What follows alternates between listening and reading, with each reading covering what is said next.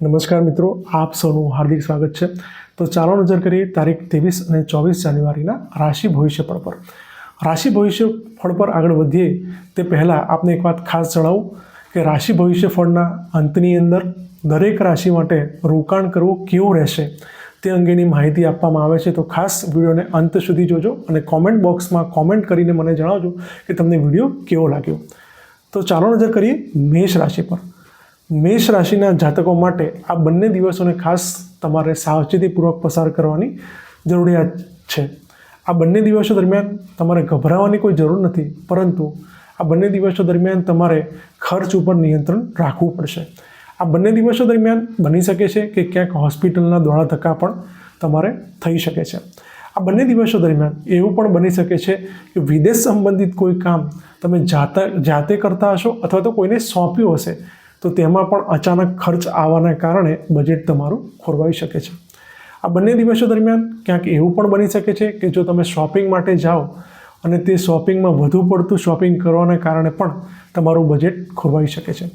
આ બંને દિવસો દરમિયાન ખાસ તમારે રોકાણ કરવાથી બચવું જોઈએ। હવે વાત કરીએ વૃષભ રાશિની। તો વૃષભ રાશિના જાતકો માટે આ બંને દિવસો દરમિયાન ખાસ તમને મિત્રો દ્વારા ફાયદો સારામાં સારો થઈ શકે છે। બની શકે છે કે જે જાતકોને નોકરી ધંધો નહીં હોય તે જાતકોને મિત્રોના રેફરન્સથી સારામાં સારો નોકરી ધંધો મળી શકે છે। આ બંને દિવસો દરમિયાન જે લોકો સોશિયલ મીડિયાના માધ્યમથી પણ તમારી સાથે જોડાયેલા છે તેમના દ્વારા પણ તમને મદદ કરવામાં આવી શકે છે। તેઓ પણ રેફરન્સ આપીને કદાચ તમને નોકરી ધંધામાં સારામાં સારી ઊંચાઈએ લઈ જઈ શકે તેવી પ્રબળ શક્યતાઓ છે। રોકાણની વાત કરીએ તો રોકાણમાં પણ આ બંને દિવસો દરમિયાન તમને સારામાં સારો ફાયદો થાય તેવી શક્યતા છે। હવે વાત કરીએ મિથુન રાશિની। તો મિથુન રાશિના જાતકો માટે આ બંને દિવસો દરમિયાન ખાસ તમને કાર્યસ્થળે ખૂબ જ પોઝિટિવિટીનો અનુભવ થશે। બિલકુલ સ્ટ્રેસ તમે કાર્યસ્થળે આ બંને દિવસો દરમિયાન અનુભવશો નહીં। બની શકે છે કે આ બંને દિવસો દરમિયાન તમારા કાર્યસ્થળે કહેતા કે નોકરીના સ્થળે તમારા કાર્યના વખાણ બોસ દ્વારા પણ કરવામાં આવી શકે છે।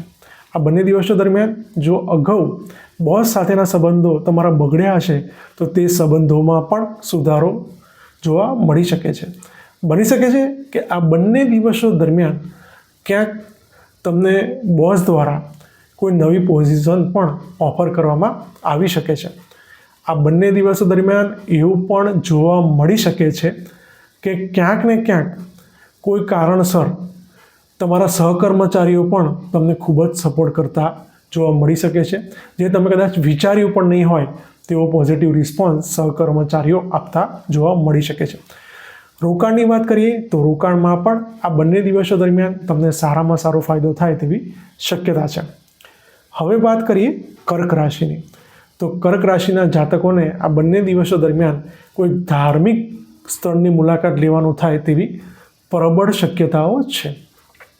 આ બંને દિવસો દરમિયાન બની શકે છે કે ક્યાંક કોઈ ગુરુ કે વડીલ સમાન વ્યક્તિને મળવાના કારણે જીવનમાં એક અલગ પ્રકારની ઉર્જાનો તમે અનુભવ કરી શકો છો।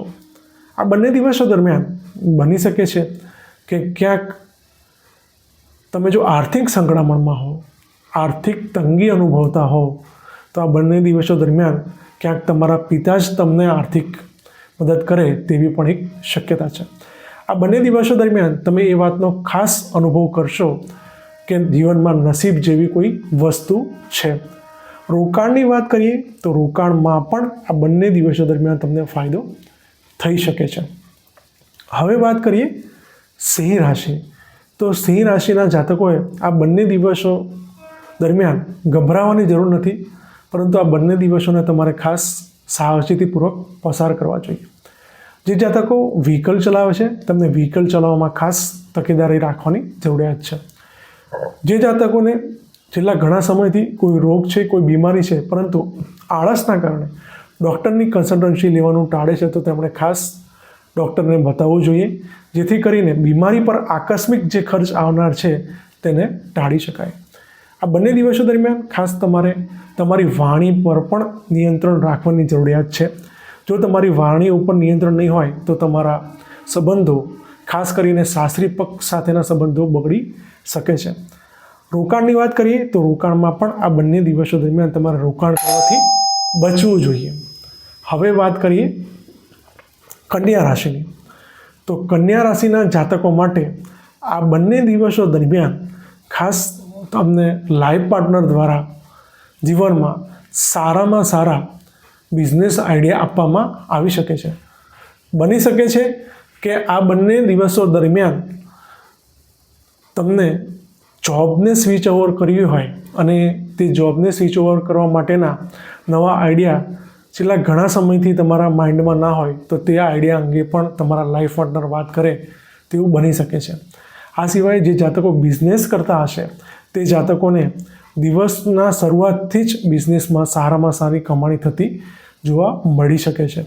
જે જાતકો છેલ્લા ઘણા સમયથી સ્ટાર્ટઅપ સ્ટાર્ટ કરવાનું વિચારી રહ્યા છે પરંતુ કોઈક ને કોઈક કારણસર નાની મોટી વિઘ્નો અથવા તો બાધાઓ આવવાને કારણે જો તે સ્ટાર્ટઅપ શરૂ નથી કરી શકતા તો આ બંને દિવસો દરમિયાન તમે આ સ્ટાર્ટઅપ પણ સારામાં સારી રીતે શરૂ કરી શકો છો. રોકાણની વાત કરીએ તો રોકાણમાં પણ આ બંને દિવસો દરમિયાન તમને સારામાં સારો ફાયદો થઈ શકે છે. હવે વાત કરીએ તુલા રાશિની. તુલા રાશિના જાતકોની વાત કરીએ તો આ બંને દિવસો દરમિયાન ખાસ તમારે તકેદારી રાખવાની જરૂરિયાત છે. રોકાણ કરવાથી આ બંને દિવસો દરમિયાન તમારે બચવું જોઈએ. આ સિવાય આ બંને દિવસો દરમિયાન ક્યાંક કોર્ટ કચેરી સંબંધિત કોઈ ખર્ચ પણ તમારે કરવો પડે તેવી શક્યતા છે. આ બંને દિવસો દરમિયાન બની શકે છે કે ક્યાંક તમારે જો લોન લેવા માટેનું કાર્ય જો તમે સ્ટાર્ટ કર્યું હોય તો તે કાર્યમાં પણ કોઈક અડચણ આવી શકે છે. આ બંને દિવસો દરમિયાન એવું પણ બની શકે છે કે ક્યાંક તમારે સિઝનલ બીમારી ઉપર ખર્ચ કરવો પડી શકે અને એ પણ તમારું રૂટીન મેન્ટેન ના હોવાના કારણે ખર્ચ કરવો પડે તેવી શક્યતા છે. તો ખાસ આ બંને દિવસો દરમિયાન તમારે તમારું સૂવા અને ઉઠવાનું જે રૂટીન છે તેને મેન્ટેન કરવાની જરૂરિયાત છે અને રોકાણ કરવાથી આ બંને દિવસો દરમિયાન તમારે બચવું જોઈએ. હવે વાત કરીએ વૃશ્ચિક રાશિની.